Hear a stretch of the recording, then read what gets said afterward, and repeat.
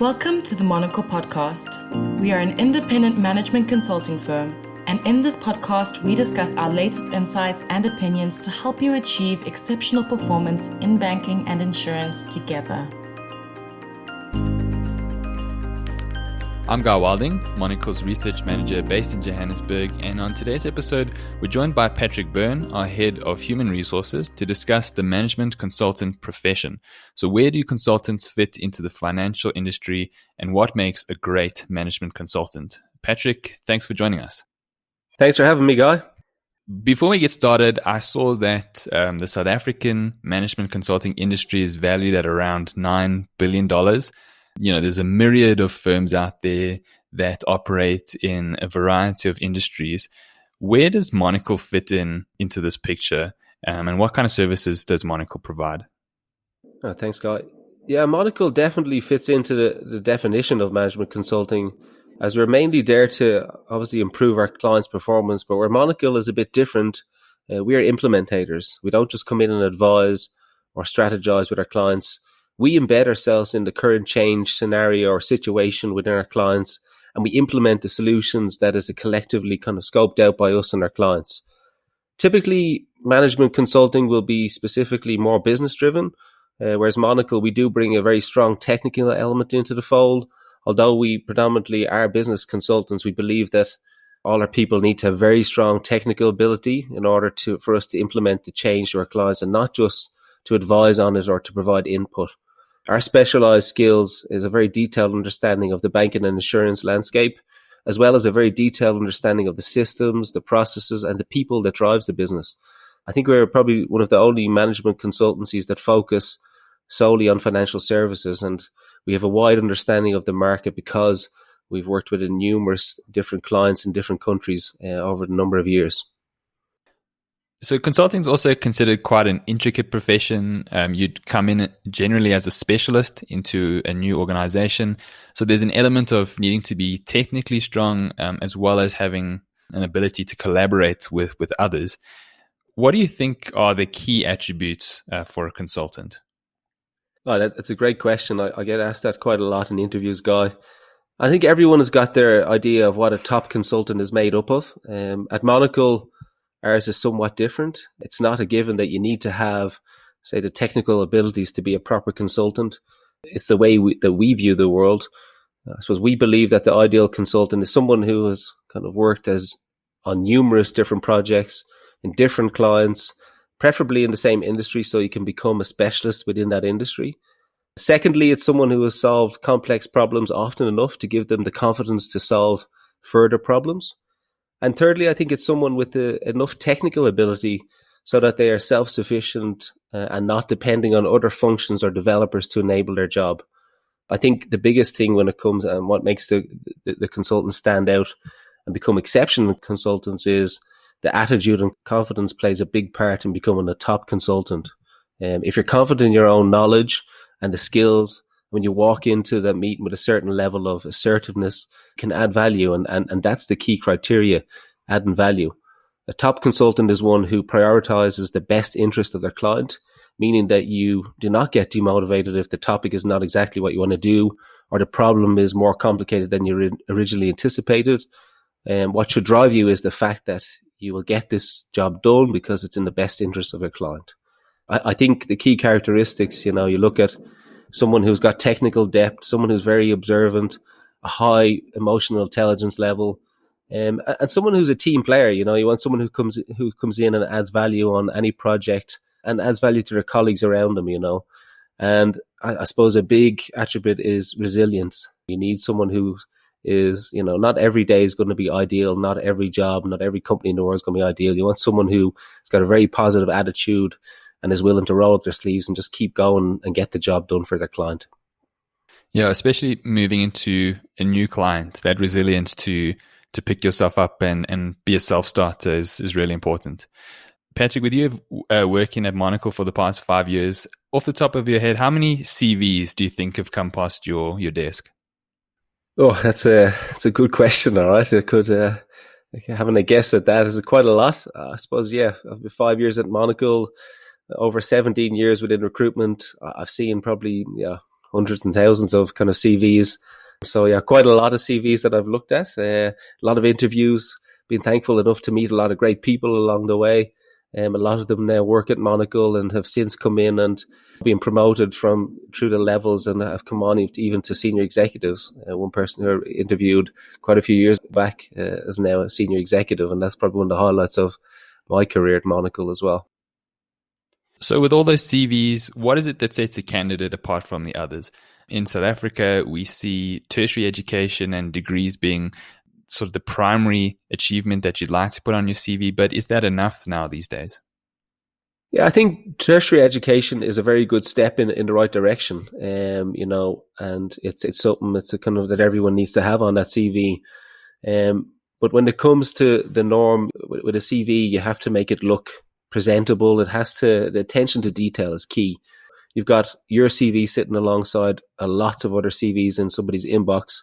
And how are you going to make that CV stand out? You need to make it personable. I always recommend to people, if you have an opening cover or overview about yourself in terms of telling the recruiter a little bit who you are, what your goals are, what your interests are, it's highly important. We don't look for typically the 8 or 9 different distinctions. We look for well-rounded individuals to join our team at Monocle. We want people who have been involved in sports teams, who have done, further training and development, who've developed themselves over numerous years and have a kind of a track record of accomplishment over those years. That's the key things in making your CV stand out from the others, and getting that across very professionally is the key. So, Patrick, you spoke about how you should present your CV and what makes a good CV, but what about the formal backgrounds or qualifications that are well suited to consulting? Yeah, great question, Guy. And I think at Monocle, we've got a number of people who've joined from many different backgrounds. We've heard chemical engineers in the past. We have finance people, we have SEMA, and we have CAs that join us. We have candidates that join us with CFA, FRM, maths, economics, finance. And I think the key thing is going back to the original thing about attitude and having that background and the education, and then wanting to further develop that, come into Monocle, and you've got the finance knowledge that you want to add your technical ability to that, and vice versa. If you're coming in with that very kind of engineering, problem solving kind of skill set, that you want to develop your business knowledge and become a more rounded consultant going forward then as well. So a few weeks back, we posted our staff's technical training achievements on LinkedIn, very much under the theme of continual skill development. What do you find are important trends that consultants should be aware of for their continual development? Yeah, it's one of the things I'm most proud about in terms of Monocle and the effort that we put in continually developing our people.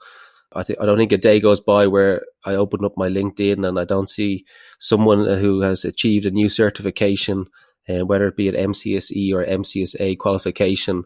And it makes me very proud to go on and say congratulations to that person. It can be very inspiring for other people to see that they've taken the time out and actually continued with their certification program.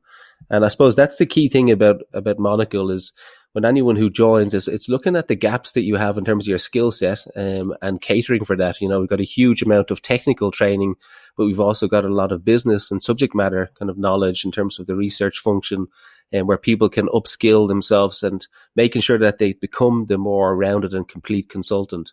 And that's the goal at the end of the day. We want top consultants to be exceptionally well prepared when they go onto projects so they can add that value to our clients. In terms of the trends that I'm seeing, we focus on a lot of the technical training, as I said, like SQL, cloud, SaaS, Azure, Amazon Web Services, and a massive amount of training. But I think the key thing with that, as I said, is having the accreditation part to it and making sure that you not just do the training, but you go and get your certification. And at Monocle, we fully support that. And it's a massive part of the trend in making sure you're a more well-rounded consultant. And on the business side, we've got a lot of training programs in place. We've got managerial training programs. We've got a mentorship program where people can actually, rely and speak to their mentor and get some guidance about their specific career and training and goals that they have as well.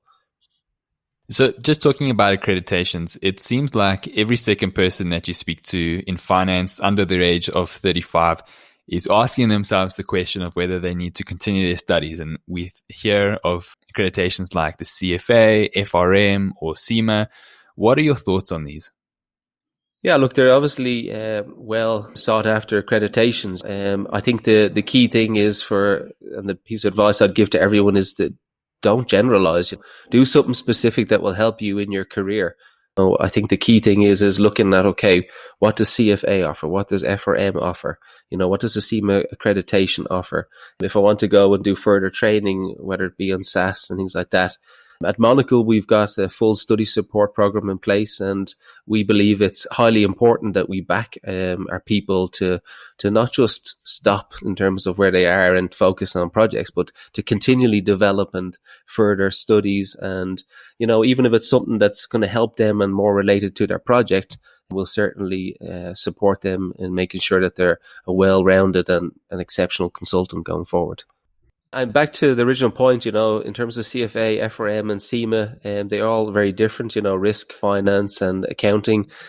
And I think the key thing is, we have people who've joined in different backgrounds. We have CAs that have joined and now become CA, CIMA accreditation and have progressed into quite senior positions within the company. People who have CFA and FRM qualifications that have become now specialists within their field, and their subject matter knowledge has made them exceptional. When they go into projects, they can add real value in terms of putting that together with the technical capabilities as well. And I suppose that's the key thing in terms of support. From a company perspective, we want to make sure that our people feel that value and feel the support as a benefit for them to enable them to go on and do their jobs better. Our CEO, David, mentioned numerous times that our people are our main asset in terms of Monocle. And the more we invest in them, the better they become and the better our business becomes. And that's the simplicity of it. So, Patrick, thank you very much for sharing your insights. We really appreciate it.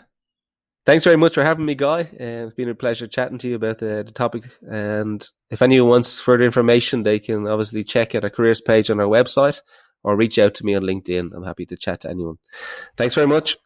And for our listeners that would like to learn more about what we do at Monocle, as well as find out more about our career opportunities, you can visit our website as well as our various social media accounts. Similarly, if you'd like to contact us, you can find all our contact details on the website for both our European and South African practices. Thanks again, Patrick, and to our listeners, thank you for listening. Visit monocle.co.za or co.uk to subscribe for updates. From Johannesburg to London, Cape Town to Amsterdam, Monocle, we design change.